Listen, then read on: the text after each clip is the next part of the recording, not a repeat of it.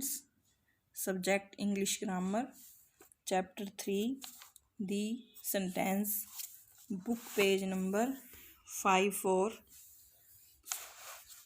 Read these words. Cat is that a.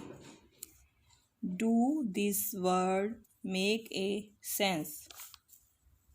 No, they do not make sense. Cat is that a. इसका कोई meaning नहीं बनता. ऐसा वाक्य बनाओ जिसका कोई मीनिंग हो. ऐसा वाक्य मत बनाओ जिसका कोई मीनिंग ही ना हो. Now read the same word in another order. ये सेम शब्दों को सेम वर्ड को ये ऐसे लिखा है. That is a cat. इसका एक मीनिंग बन रहा है. Now these word make complete sense. That is called a sentence.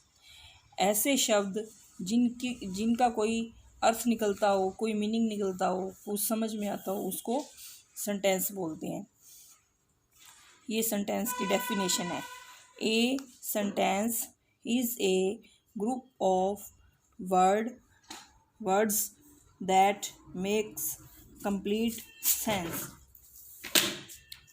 एक शब्दों का ऐसा समूह जो कि जिसका कोई अर्थ निकलता हो, उसे सेंटेंस कहते हैं. Okay. When you right a sentence you must remember 3 things. जब भी आप कोई सेंटेंस लिखोगे आपको 3 बातें याद रखनी है. 3 चीज़ें ध्यान में रखनी है.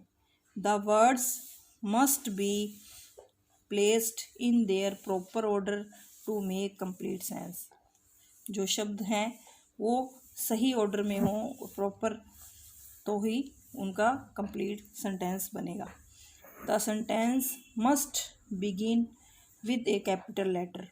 हमेशा सेंटेंस जो शुरू होता है वो कैपिटल लेटर से शुरू होता है.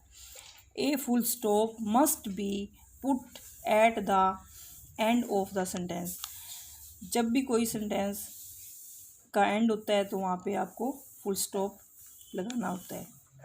नेक्स्ट, री right the sentence under the picture using capital letters and full stop.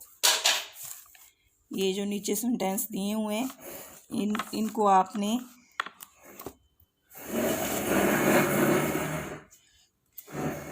Capital letter में स्टार्ट करना है और फुल स्टॉप लगाना है. The baby is sleeping. तो ये दी का जो टी है ये स्मॉल दिया हुआ है, यहाँ पे कैपिटल लगाना है. The baby is sleeping full stop. Next है दी गर्ल्स आर प्लेइंग. तो यहाँ पे अपने इसको सही करके लिखेंगे. THE the girls are playing. PLAYING.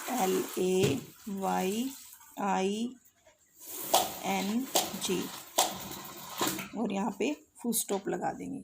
ये सेंटेंस ख़त्म हो गया, एंड हो गया इसका. नेक्स्ट है, next page number 55. My mother is cooking food. तो ये माई का M स्मॉल लेटर है तो इसको कैपिटल लेटर करेंगे इसका. My mother is cooking food. Next है दी कार इज़ मूविंग. तो ये दी का टी बढ़ा जाएगा, कैपिटल हो जाएगा. The car is moving full stop. आपको एक बात हमेशा याद रखनी है कि जो फर्स्ट लेटर होता है वो हमेशा कैपिटल आता है. A sentence can be divided into 2 parts, subject and predicates. एक जो सेंटेंस होता है वो दो भागों में डिवाइड होता है, सब्जेक्ट और प्रेडिकेट। तो ये एग्जाम्पल दिए हुए हैं, ये कुछ पिक्चर्स दी हुई हैं। सेंटेंस, सब्जेक्ट और प्रेडिकेट। द स्पोकन और थिंग्स स्पोकन अबाउट, जिसके बारे में बात हो रही है और जो बात कर रहा है उसे सब्जेक्ट बोलते हैं। What is said about the person animal और थिंग, और जिसके व्हाट इज सेड अबाउट, जिसके बारे में कह रहे हैं, एनिमल हो या थिंग्स हो या पर्सन हो, उसकी जो खूबी है या उसके बारे में कुछ बता रहे हैं उसको बोलेंगे प्रेडिकेट। जैसे दी बॉयज सब्जेक्ट हो गया, are happy predicate. The dog subject है, is running predicate. The woman subject है, is cooking in the kitchen predicate.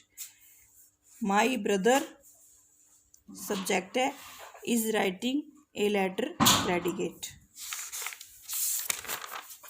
Next page है 56 page number. Part A contains the person or things we are saying about in the sentence. It is called the subject of the sentence.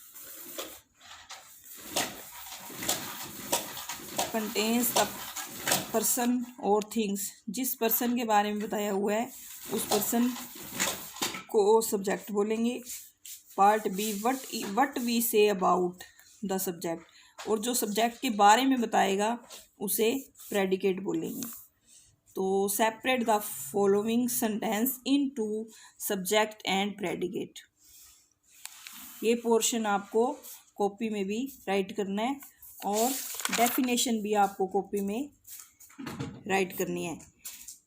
Chapter 3 डाल के और heading डाल के इसका आप ये definition right कर लेना, और ये जो पोर्शन है आप ये भी कॉपी में राइट कर लेना। I am reading a story, तो यहाँ पे सब्जेक्ट आएगा आई और ये प्रेडिकेट है, तो इसको आप यहाँ पे लिख लोगे एम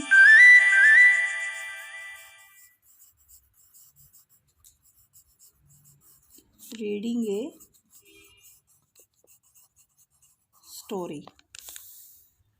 नेक्स्ट है an umbrella is a useful things, तो अम्ब्रेला क्या है, यूजफुल थिंग्स।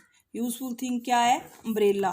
तो यहाँ पे जो सब्जेक्ट है वो है अम्ब्रेला, अम्ब्रेला के बारे में बात कर रहे हैं। तो एन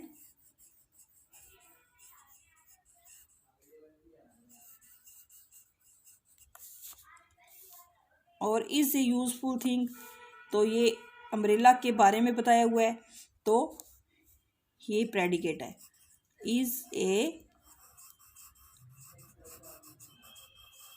यूजफुल थिंग्स। नेक्स्ट है डेविड लॉस्ट हिज गूगल्स, तो डेविड किसके गूगल्स लॉस्ट हुए, डेविड के, तो इसमें सब्जेक्ट क्या है, डेविड, और प्रेडिकेट क्या है, लॉस्ट हिज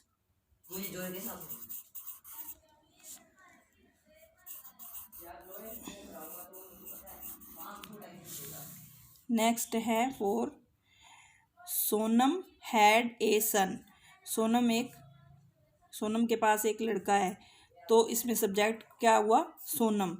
किसके पास लड़का है, सोनम के पास, तो सोनम की बात हो रही है, तो सोनम